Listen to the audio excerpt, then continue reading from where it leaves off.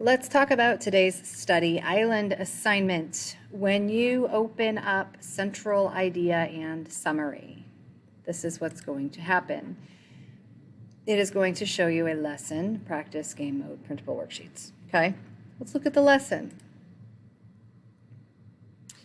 So this tells us that the central idea, also known as the main idea, but I'm using both words interchangeably. The central idea of a passage is the idea that most of the passage covers. It is the basic point that the author wants to convey to the reader.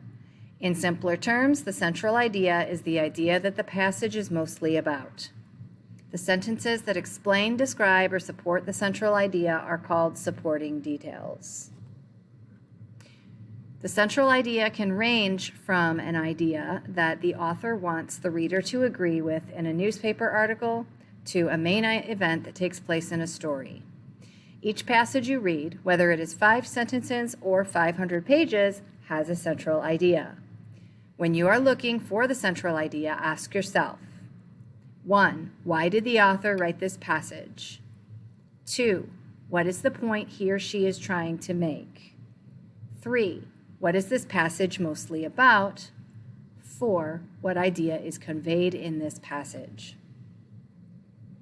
Once you have found the central idea, check it against the passage. The sentences in the passage should support, describe, or explain this idea.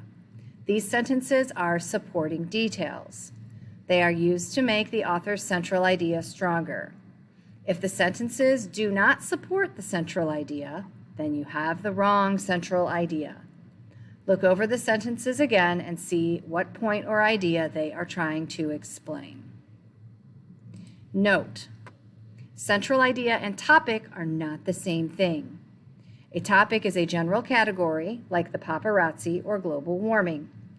A central idea is a specific idea about that topic, like the paparazzi should not be allowed to follow celebrities in their cars, or global warming is already impacting the North and South poles. Think of it like a research paper assignment. Your teacher might want you to write about the 2008 presidential election. That is the topic. If you write about the confusion of the American public over the numerous candidates in the pre-primary election, that is the central idea. And here is an example. So we're going to read this chunk, just like we did with our Think, Pair, Share, and we are going to decide what the central idea is. Once winter is gone and spring officially arrives, it is time to enjoy the longer days, warm weather, and new seasonal produce. During the spring, many vegetables and fruits are at their peaks. This includes green beans, corn, sweet onions, peas, greens, and squash. On the fruit front, apples, citrus fruits, and pears have made way for juicy stone fruit like peaches, nectarines, and plums. Melons and berries are also available in the spring. So what is the central idea of this passage? Many fruits and vegetables hit their peak during the spring. Okay, the topic is fruits and vegetables.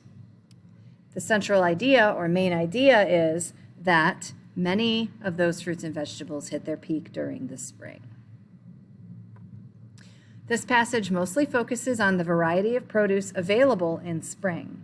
The rest of the passage details the various vegetables and fruits that one can find during the spring. So these are the supporting details. Okay? And I kind of disagree on this whole squash thing. I mean, we do have summer squash, but it's not available till July at the very earliest. I don't really call that a spring one, but that's okay. I can disagree. So we're going to look at the next page. We're going to talk about summarizing the main idea in the passage, because you're going to have to do both of these things this week. Central idea and summary. An objective summary is a condensed version of the text that includes the themes and major points and is distinct from personal opinion or judgment. Okay? Objective means that you don't inject any kind of personal opinion or judgment. You just simply say, this is what is in the text. This is what the text says. Has nothing to do with how you feel or what you think about the text. Okay? So here's an example. It says, read the passage and example question. Adapted from The Civil Boy by Lois Bates. One day, a lady was passing through a country village, and not being quite sure as to which was the right road to take, she went up to some boys who were playing on the green to inquire. "Can you tell me, please, which is the way to Eastthorpe?" asked the lady. "Yes, ma'am," said one of the boys, raising his cap.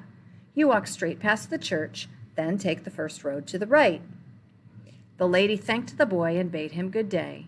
And as he replied, "Good day, ma'am," and again raised his cap, she thought to herself, "What a civil, polite boy. He is very poorly dressed, but he has the manners of a gentleman. And how nicely he answered when I spoke to him. I must tell Dorothy about it."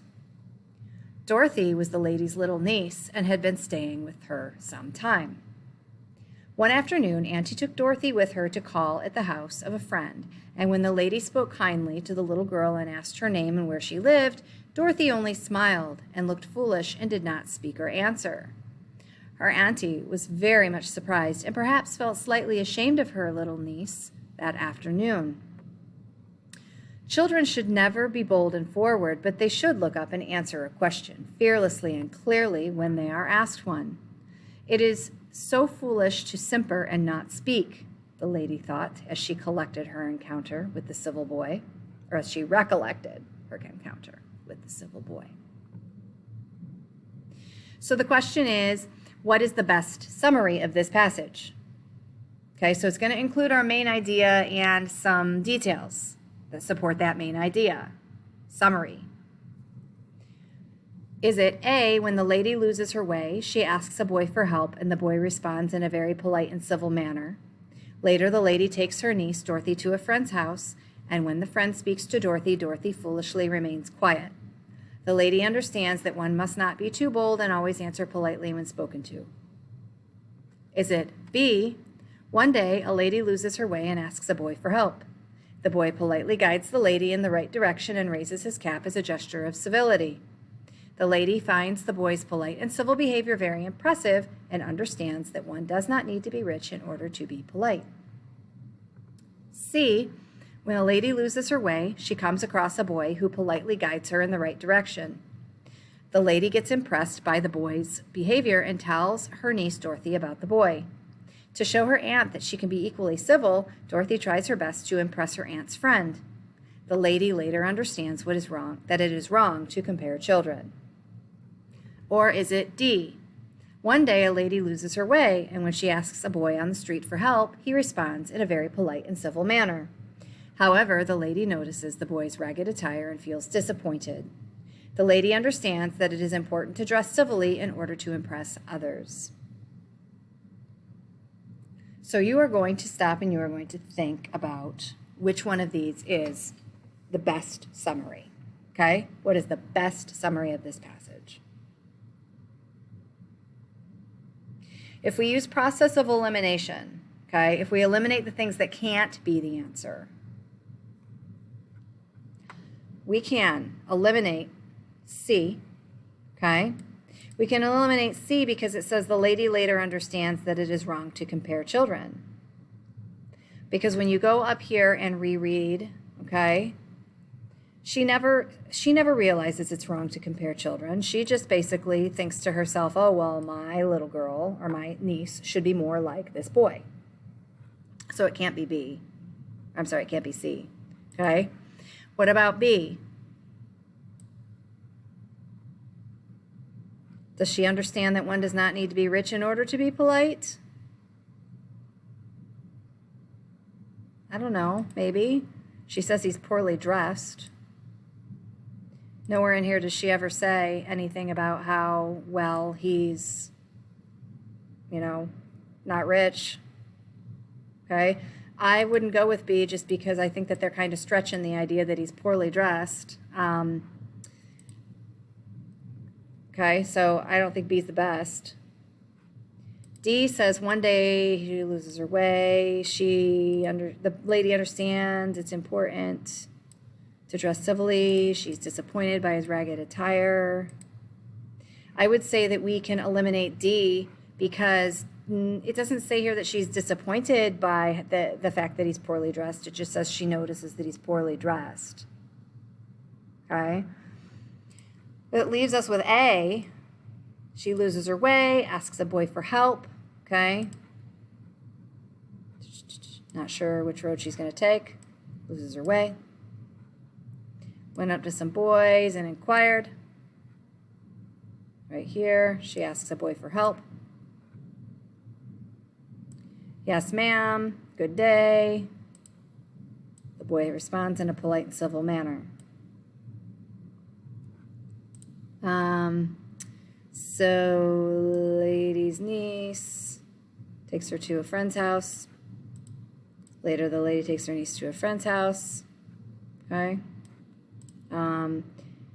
Dorothy smiled, looked foolish, and didn't speak. Dorothy remains foolishly quiet. Children should not be bold, but they should answer a question clearly. Corresponds with the lady understands. One must not be too bold and always answer a question politely when spoken to. Okay, so we see that we can match everything in response A with something up in the text, which is why it says down here, the correct answer is choice A. It includes the most important information from the passage and excludes unnecessary details. The other answer choices include details that are either too specific or inaccurate. Okay? So, what you are going to be doing then, and we click finish on the lesson, so you're going to go to the practice. And you're going to do the things, and you know how to do this. You've been doing this forever, okay? You're going to read the passage. You're going to pick the correct answers.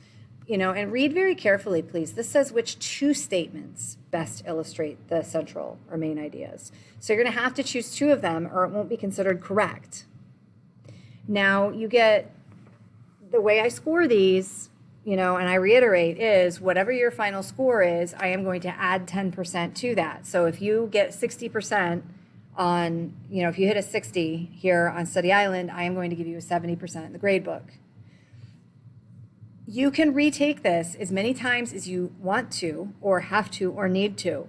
So like if you go in here and you only get a 2%, and I swear to you I've seen that, okay? I swear to you I've seen some of you come in, answer one question just so that you can mark it done, and then you never learn anything, okay? If you get in here and you get a 20 or a 30%, come back and redo it and keep redoing it until you get a better score, because I am going to give you credit for the highest score you got, okay? I'm not going to look at the combined score of all of your attempts. Just the highest score that you got, that is the one that I will use to grade you.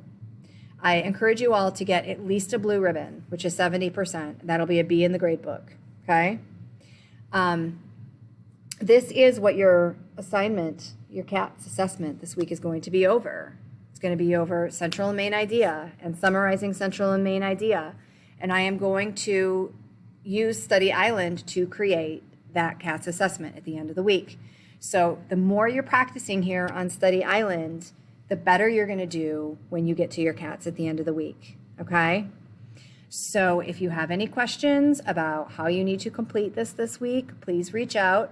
I once again encourage you to email, text, or call, okay? Email, text, or call.